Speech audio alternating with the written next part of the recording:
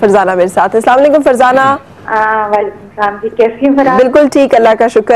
Farah, doctor साहब से मुझे एक अपने बेटे के बारे में प्रॉब्लम डिस्कस करनी थी। जी जी। कि वो 16 इयर्स का है, अभी उसने ओ लेवल्स किया है, लेकिन मतलब वैसे तो पढ़ाई में भी बहुत अच्छा है, बाकी सब अपने फ्रेंड्स के साथ और घर से बाहर वो अच्छा है, लेकिन मतलब घर में वो बहुत ज्यादा खामोश है।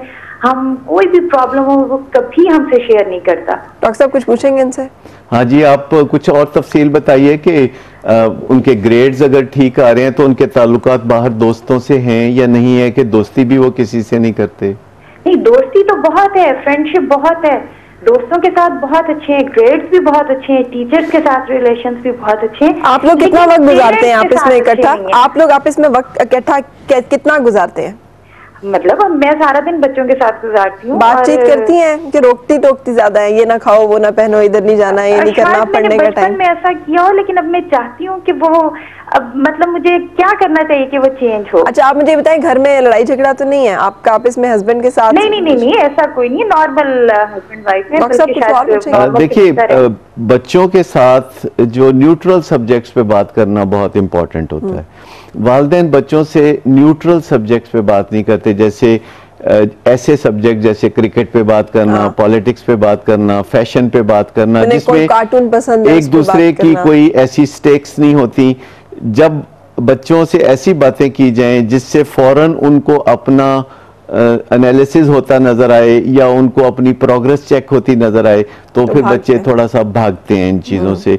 मैं समझता हूँ कि दोस्तों के साथ बच्चे जिन मौज़ूआत पर बात करते हैं, वालिदैन भी उन मौज़ूआत पर बात करें। मैं ये नहीं कह रहा कि वालिदैन को बच्चों के साथ दोस्ताना रवैये रखने चाहिए, क्योंकि दोस्ताना रवैये तो दोस्तों के साथ होते हैं। वालिदैन को तो बच्चों को मैनेज करना होता है, उनकी रहनुमाई करनी होती है, उनकी कोचिंग करनी होती है, उनको डिसिप्लिन करना होता है, उनको समझाना होता है। लेकिन जब भी समझाना हो तो मैं समझता हूँ कि इसका एक दूसरा पार्ट भी है जो हम करना भूल जाते हैं, कि जब हम किसी को समझाते हैं और वो नाराज होता है तो फिर मनाते भी हैं। क्योंकि जब हम समझाते हैं तो असूली तौर पर हम सही होते हैं, लेकिन बाज़ औक़ात हमारा अंदाज सही नहीं होता और हम स्नब कर देते हैं बच्चों को, बाज़ औक़ात हम डांट देते हैं, बाज़ औक़ात उन्हें लेट डाउन कर देते हैं।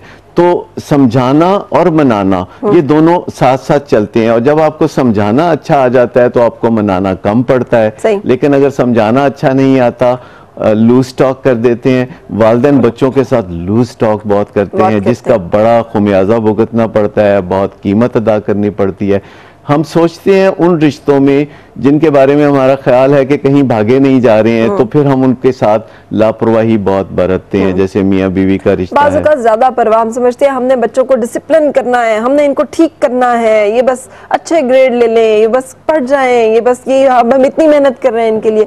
इन चीजों की वजह से हम तवज्जो नहीं देते। वो हम अपनी खुशियों का दारोमदार जो है अपने पे रखने की बजाय बच्चों पे रख लेते हैं। हमारा बच्चा अव्वल आएगा तो उससे हमारी खुशी पैदा होगी। और तो मेरी जिंदगी में कुछ है नहीं, और बस बच्चे ही बच्चे हैं। मैं आपको बताऊं कि बच्चा जो है 97% नंबर लेके आता है तो माँ बाप पूछ रहे होते हैं ये 3% ये क्यों नहीं, और अगर 2 आए तो तुम अव्वल क्यों नहीं आए, अव्वल आए तो तुम्हारे नंबर ही पूरे क्यों नहीं आए। तो मैं समझता हूँ कि बच्चों के कंधों पे अपनी खुशियों का बोझ नहीं लादना चाहिए, अपनी खुशियों का बोझ हमेशा अपने कंधे पे रखना चाहिए। यही वो वालिदैन होते हैं जब बाजार शॉपिंग करने जाते हैं अपने लिए, तो बच्चों के लिए शॉपिंग करके वापस आ जाते हैं। बिल्कुल सही, लेकिन इनका अंदाज ऐसा होता है कि जो बच्चों को मिसकम्युनिकेट अंदाज सही करें, वक्त स्पेंड करें उसके साथ, उसे जानने की कोशिश करें, फिर उसको हैंडल करें।